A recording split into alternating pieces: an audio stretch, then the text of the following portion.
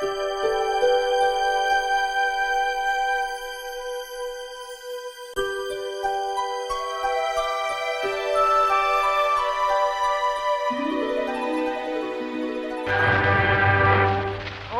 there,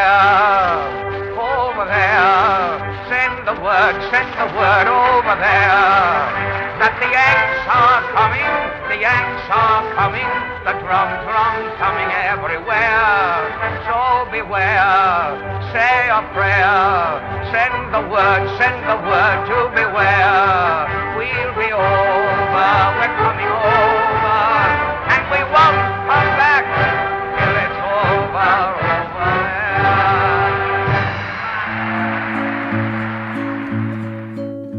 Quand au bout de 8 jours, leur peau terminée, on va reprendre les tranchées.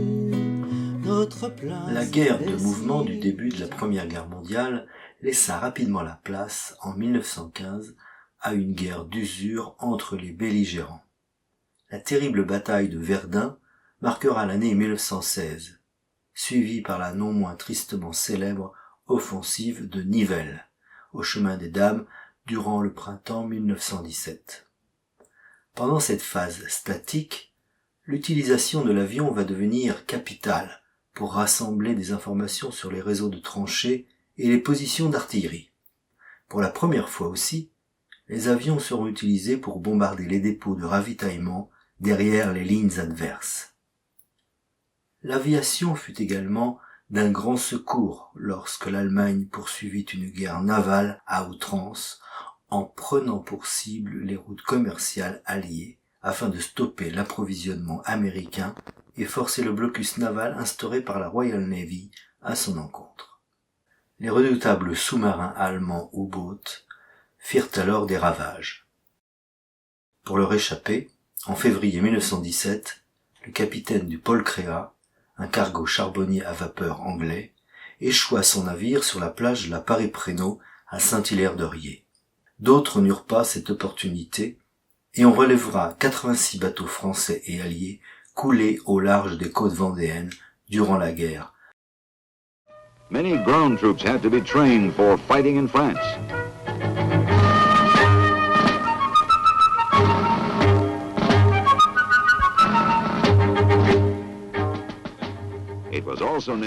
Lorsque le 6 avril 1917, les États-Unis d'Amérique entrent dans la guerre, cette jeune nation ne dispose que de très peu de troupes et de soldats de métier.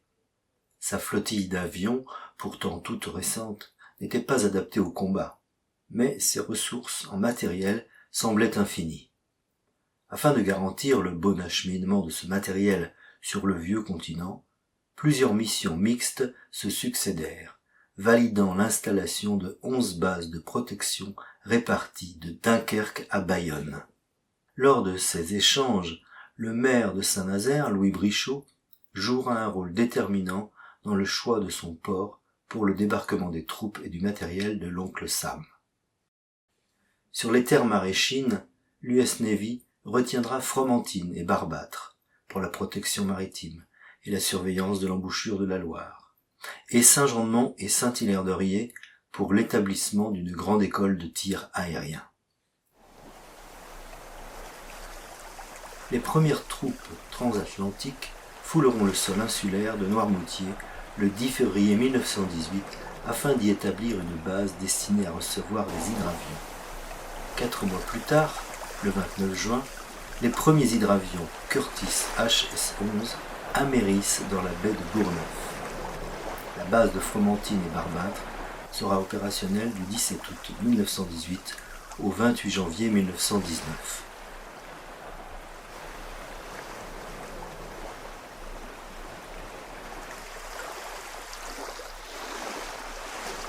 Le projet de l'école de Saint-Jean-de-Mont sera définitivement adopté le 25 février. Et, le 9 mars 1918, le préfet de la Vendée pouvait annoncer au ministre de l'Intérieur que les plans pour la réalisation du camp d'aviation et une école d'armement pour la formation des futurs mitrailleurs avaient été dressés.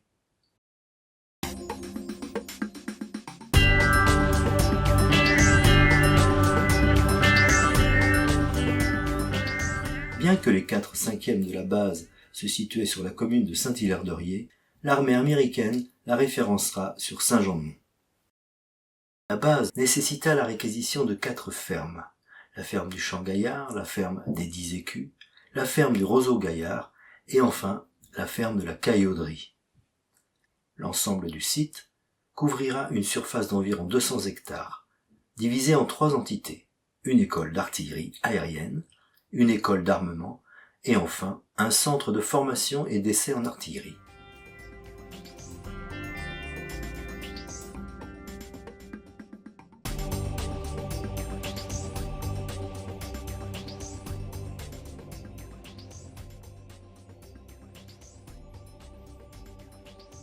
Les travaux commencent dès mai 1918 et un mois plus tard, les premiers casernements sont achevés.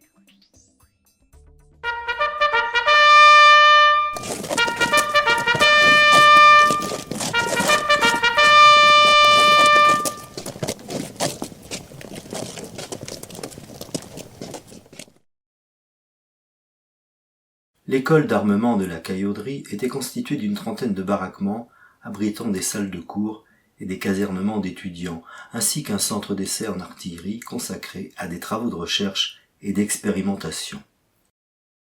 L'école d'artillerie aérienne occupait les 400 mètres qui séparaient la ferme des 10 Écus de celle du Roseau-Gaillard. En plus des cours, les militaires ingénieurs y menaient des recherches en armement. Autour de la ferme du Champ-Gaillard, située à mi-distance des 2 écoles, 13 hangars en acier abritaient l'essentiel de la flotte aérienne.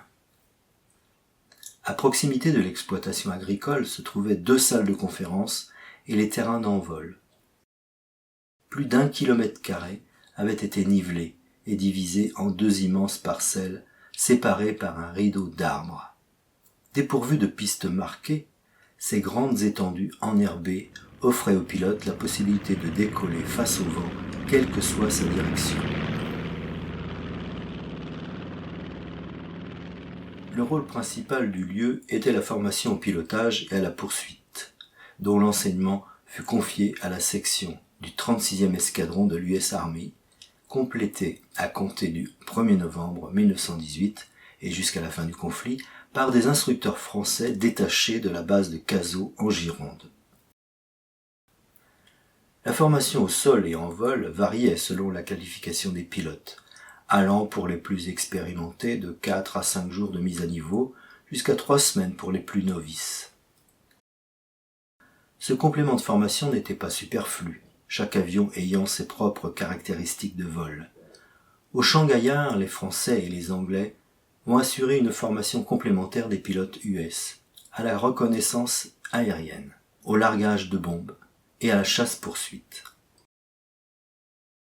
Les conditions d'apprentissage étaient épiques. Les avions de la Première Guerre mondiale, munis pour l'essentiel d'ailes à ossature en bois garnies de toile, étaient très capricieux et nécessitaient beaucoup de pratique pour maintenir un roulage correct. Au surplus, les appareils n'étaient pas équipés de la double commande de vol, si bien que le principe retenu pour le lâcher du pilote était « qui sait rouler, sait voler ». L'avion maîtrisé, les pilotes devaient ensuite se former au fonctionnement des armes, lesquelles se révélèrent souvent capricieuses. Elles s'enrayent fréquemment, obligeant le pilote à intervenir rapidement en plein vol. Pour parfaire leur entraînement, des cibles fixes au sol sont installées, mais également des cibles en mer, ainsi que des cibles volantes accrochées à un avion. Un espace maritime de 180 km², compris entre le Pont-Dieu et Sion, permettait de sécuriser les populations littorales lors des entraînements. En face du bourg de Saint-Jean-de-Mont, une zone de sécurité large de 2 km autorisait les habitants à disposer en toute quiétude de la plage. Cette période d'instruction fut malheureusement marquée pour les pilotes par des accidents mortels, parfois victimes de sabotages perpétrés par des soldats américains d'origine allemande. 19 soldats américains trouveront la mort au cours de séances d'entraînement. Pour assurer une sépulture digne à ces soldats, la ville de Saint-Jean-de-Mont cédera à l'autorité américaine une parcelle de terrain pour la création d'un cimetière temporaire. Le corps de ces valeureux soldats seront rapatriés vers les États-Unis en 1920. Le camp constituera une véritable ville. On y trouvait notamment une centrale électrique, un château d'eau, un hôpital de 50 lits. Environ 1500 hommes s'y activaient, répartis dans 125 casernements et 8 réfectoires. Un atelier de réparation de 1000 m², un atelier de construction mécanique de 2500 m² et plus de 50 hangars abritaient 170 avions et une cinquantaine de camions de l'armée américaine, sans oublier quelques sidecars. Tous les bâtiments disposaient du téléphone, de l'eau courante et de l'électricité.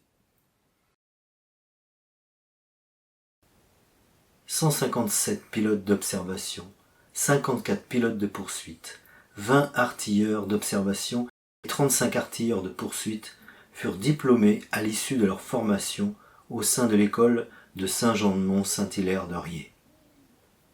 Le camp américain fut quant à lui démonté en 1919 et 1920, et la population locale en gardera le souvenir de moments de partage entre les soldats américains et les maréchals, à l'occasion des manifestations ou fêtes communes.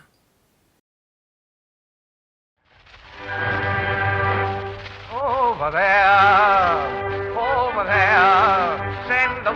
send the word over there, that the Yanks are coming, the drums coming everywhere, so beware, say a prayer, send the word to beware, we'll be over, we're coming over, and we won't